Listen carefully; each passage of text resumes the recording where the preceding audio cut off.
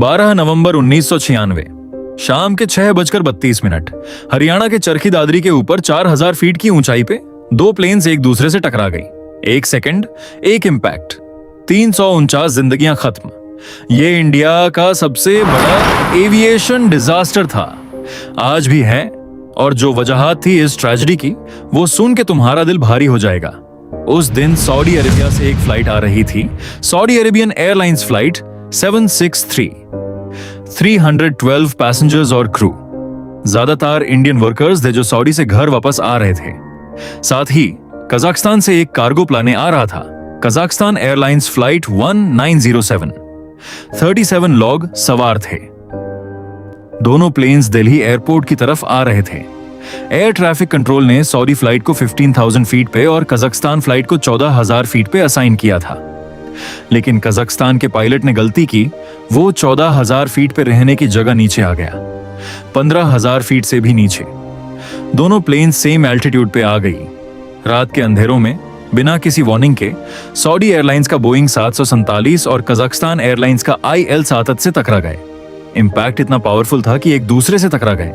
Impact इतना powerful था कि दोनों प्लेन्स के टुकड़े हो गए, हवा में ही। 349 लोग, कोई नहीं बचा। चरखी दादरी के खेत और गांव में आसमान से आग बरसने लगी। प्लेन के टुकड़े, सामान और इंसान। लोकल विलेजर्स पहले पहुंचे। उन्होंने जो देखा वह जिंदगी भर नहीं भूल सके। आर्मी, पुलिस, NDRF सब आए गए। 70 स्क्वायर किलोमीटर एरिया में सर्च ऑपरेशन चला। Black boxes, flight data recorder और कॉकपिट वॉइस रिकॉर्डर दोनों ढूंढे गए। इन्हीं से पता चला असली कहानी। कॉकपिट वॉइस रिकॉर्डर में इंपैक्ट से पहले के आखिरी सेकंड्स थे। पायलट्स को पता भी नहीं चला क्या हो रहा है। इन्वेस्टिगेशन ने जो रिवील किया वो शॉकिंग था। पहली वजह कजाकिस्तान पायलट की गलती। उन्होंने एयर ट्रैफिक कंट्रोल की इंस्ट्रक्शंस गलत समझी। लैंग्वेज बैरियर था। पायलट रशियन बोल रहा था, ATC इंग्लिश में था।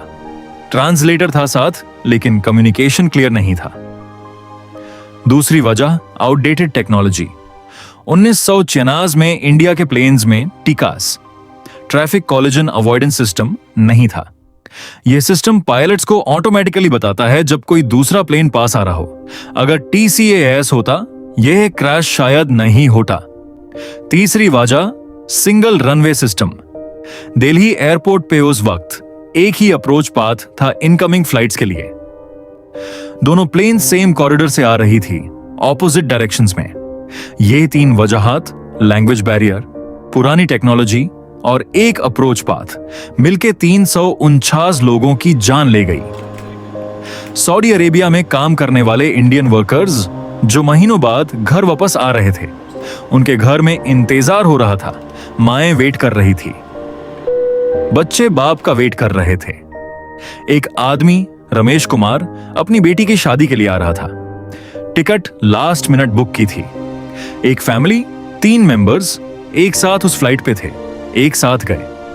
हरियाणा के कई गांव एक ही रात में उजड़ गए।